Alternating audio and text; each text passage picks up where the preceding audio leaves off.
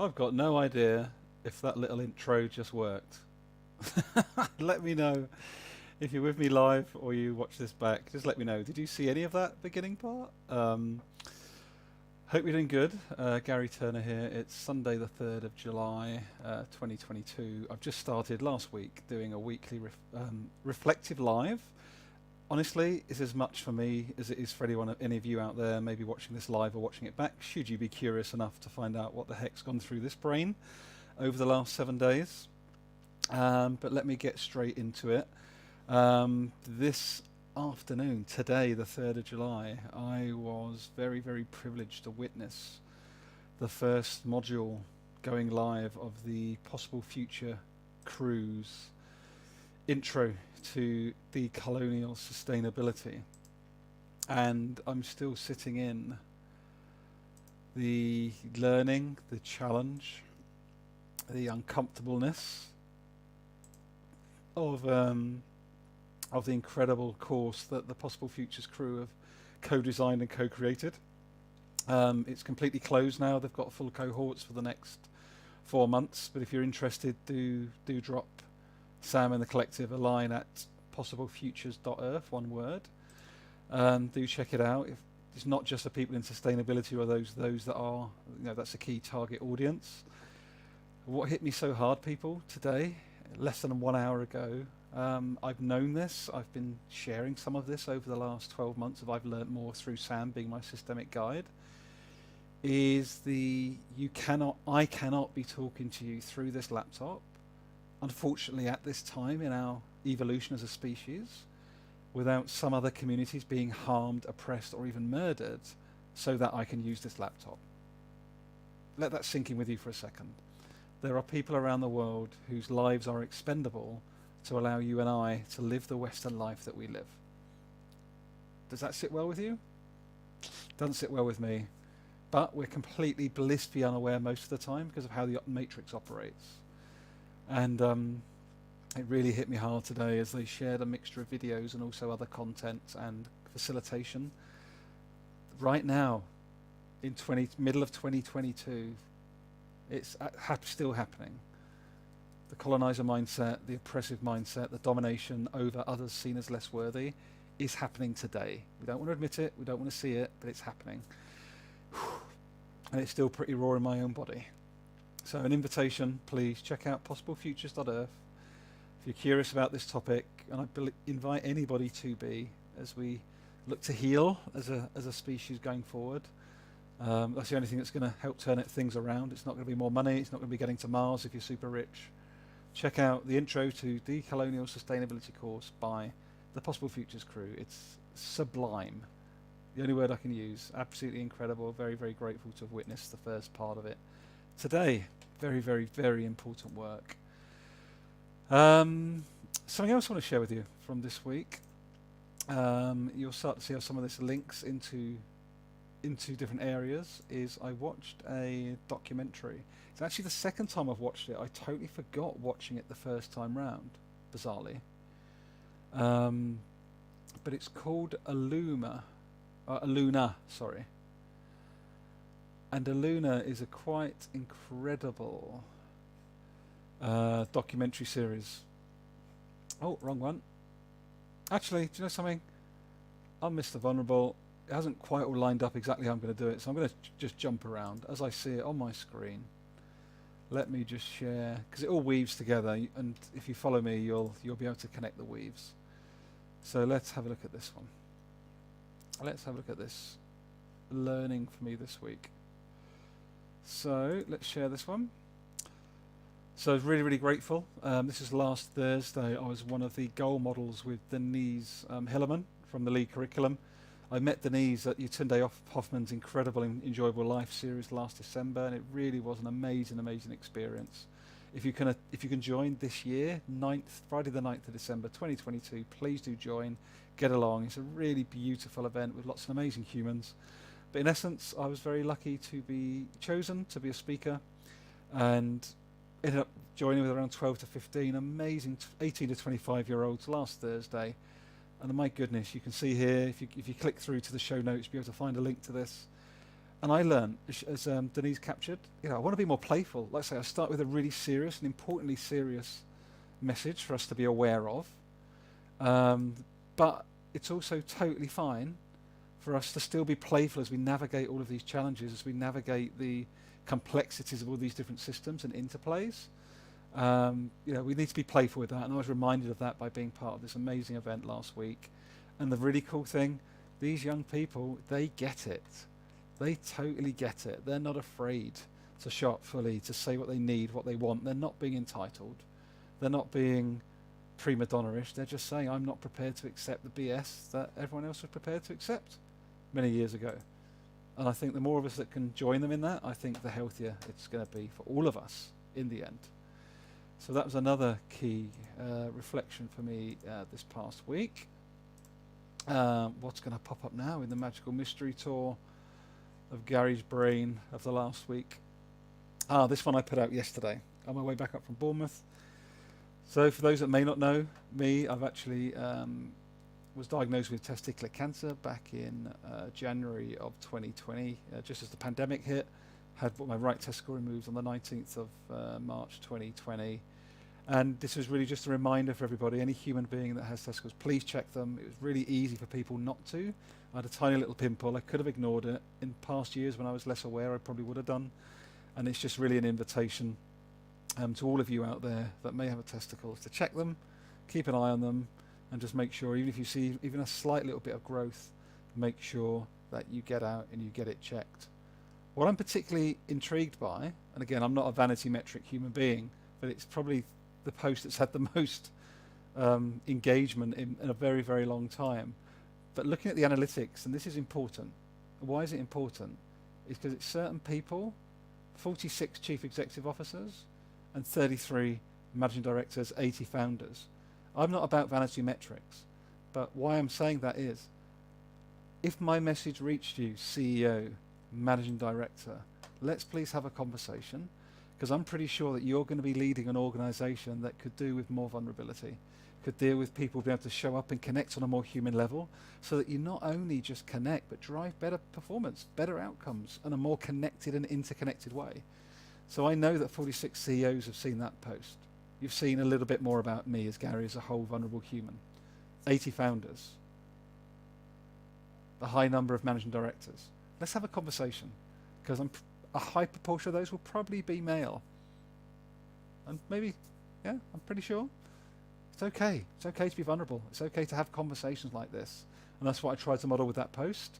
And your people are crying out for you to show up more fully in your wholeness, in your authenticity, in your care for them and for yourself. So drop me a line if you're intrigued by that. I'd really, really like to have a chat with you. So what else is next for me to share with you as part of my last week's meanderings? By the way, this is all during my my day job. That was cool. I went along and met with the Green Party representatives here in Dartford and Gravesham, which is the area where I live, just to the east of central London. And I'm sharing this now. Again, you can find the Green Party's manifesto. Never been political. We've always been political, of course we have been, but I've never been overtly political, never been a particular activist around it. But I believe so much in what they're doing. They're trying to look at proportional representation, which is one vote, one person.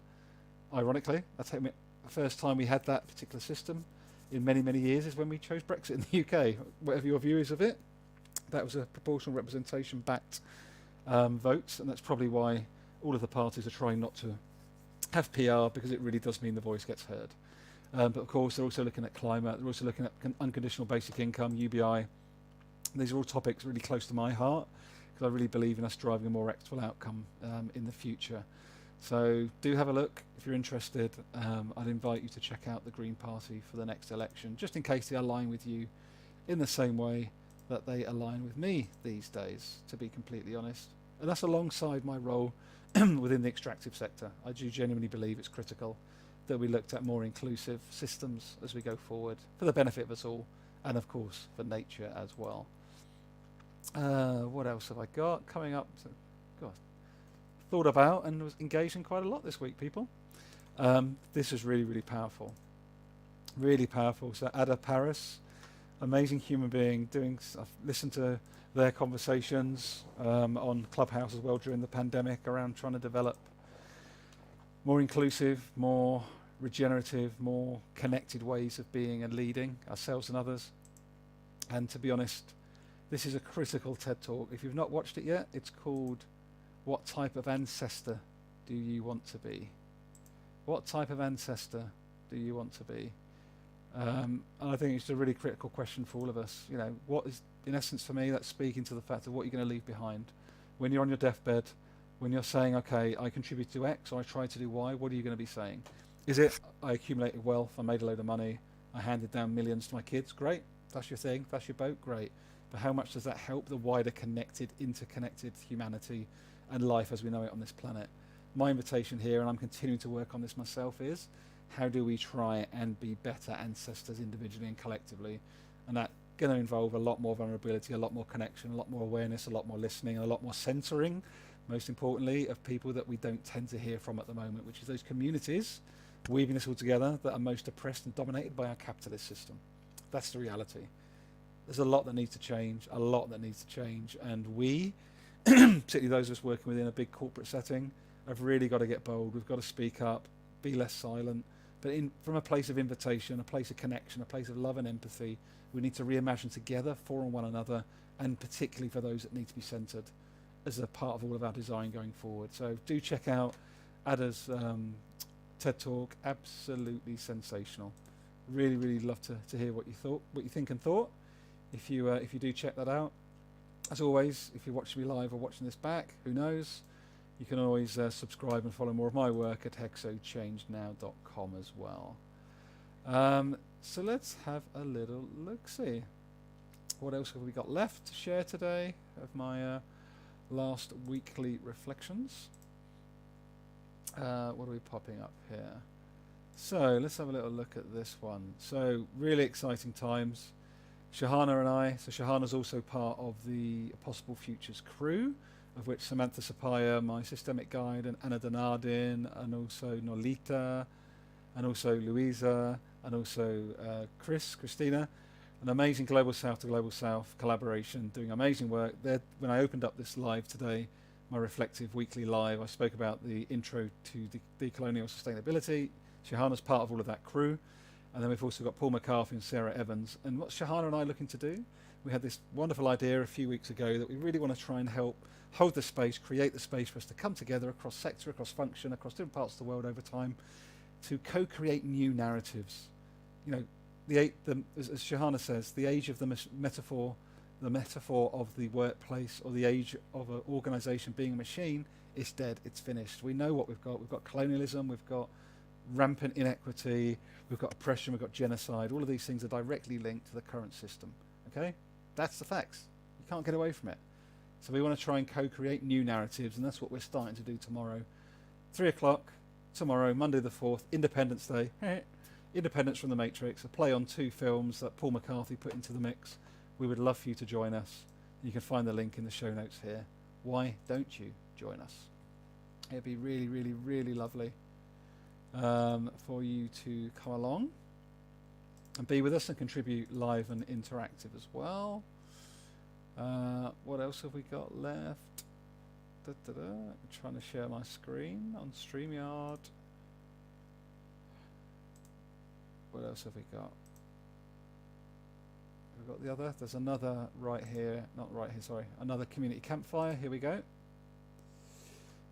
So on Tuesday, got another great campfire, this time with 2 other amazing human beings. Haluk, who's the self-fired ex-CEO of a self-managed chemical company. You heard that? Self-managed chemical company, Latrokimya, in Turkey. And Tom van der Lubbe, one of the co-founders of self-managed finance company, Visi Mortgages. These 2 amazing humans, been grateful to have them both on my different platforms over time. Really looking forward to welcoming in Shahana into the mix with her emergent organisational design, storytelling and reimagining thinking. It's going to be an incredible exploration. Come and join us. You will love it. I am absolutely sure. I'm absolutely sure of it. So, let us get to the last few bits of my lots of other things have happened this past week, but these are the few things that I wanted to share. It's the last few bits and bobs. Okay, let's pop this one out. Went along on Friday to my lovely friend Joe Homstead, who's my co-facilitator for the human development space. What she had was an amazing space in nature down in the New Forest. All sorts of things kicking off here with regards to that chat. Oh, hang on a second. Which one am I actually on? Sorry about this, people. There we go. So her Connect Up community joined together down in beautiful woodlands down in the New Forest in the UK. Here's a few pictures from it. Absolutely stunning, and these are the few things I took away from that experience. A real evidencing and modelling of collaboration over competition, collective wisdom over power and information hoarding, and really using outside nature of which we're all part to allow us to reconnect to ourselves, others, and systems at large. Like, we just don't do that enough in business, and that's what Joe and the Connect Up crew and her community are looking to do, is really leverage collective wisdom more effectively and more often. And you can come and do that with us at the Human Development Space, which is going to take place across the 20th and the 21st. I'm just going to do a quick plug for that. It's still, you can still join us. Tickets are open until Friday the 15th of July. Oh, let me remove the banner for a second. You go, 20th, 21st of July, only £200 investment, super competitive to try and make sure people can make it. And there you go, a little bit of the feedback. What was the impact of being part of this emergent co-creative experience? To find feedback from September 2021. A bit more about Joe and myself. We would love for you to join us. Drop Joe or I a note should you be curious to do so. And I think we're pretty much coming up to the end of the shares for today. Let's just have a little look-see. What else is on Gary's list of curious things? That one, I think we'll probably call it a day there. So much love, one and all. Be safe, stay curious. Remember that everything is everything's interconnected. And I'm not saying that in a light way, as in there are people literally being maimed, murdered, killed, displaced, to allow this current system that we're all part of to continue as it is. It cannot continue as it is. But what can we do to co-create new narratives that we're going to start this week? What can we do to find one another, be more vulnerable, build community, ask more questions, not only of ourselves, but of our leaders within our workplaces? Again, from a place of love, from a place of empathy. Do you really want to just grow at all costs forever when you know that our ways are harming people many thousands of miles away? Would you do that to your own kids? Would you do that to your own family? Probably not. So why are we doing it to those people? Much love, take care, and all the very best for now.